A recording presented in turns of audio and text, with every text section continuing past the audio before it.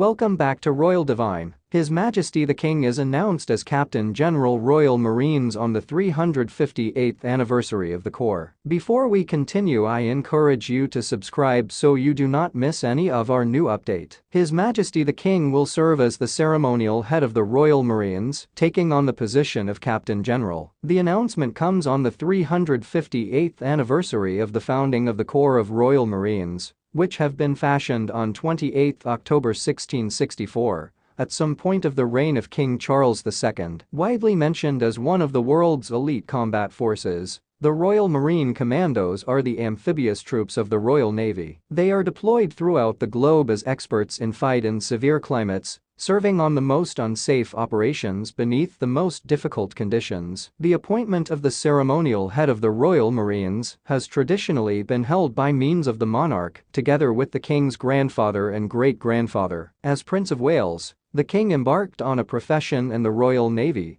present process coaching at the Commando Training Centre Royal Marines (CTCRM) in Lympstone, Devon, in order to qualify as a helicopter pilot. His Majesty later served alongside Royal Marines on board HMS Hermes as section of 845 Naval Air Squadron, finishing Army workouts in the Western Atlantic and the West Indies. The King holds the honorary rank of Admiral of the Fleet in the Royal Navy. The King embarked on a naval profession in 1972, following in the footsteps of His Majesty's father, grandfather, and each his great-grandfathers. Following the 6-week direction at the Royal Naval College, Dartmouth, the King served on the guided missile destroyer HMS Norfolk and 2 frigates. While qualifying as a helicopter pilot in 1974, the King undertook commando coaching with the Royal Marines at Lympstone and Devon. His Majesty then joined 845 Naval Air Squadron, serving alongside a detachment of Royal Marines on board HMS Hermes. On 9 February 1976, the Prince took command of the coastal minihunter HMS Bronington for his ultimate 9 months in the Royal Navy. On 28 October 1664, an order in council used to be issued calling for 1,200 troopers to be recruited for carrier in the fleet, to be acknowledged as the Duke of York and Albany's Maritime Regiment of Foot. And NBSP. As the Duke of York was once the Lord High Admiral,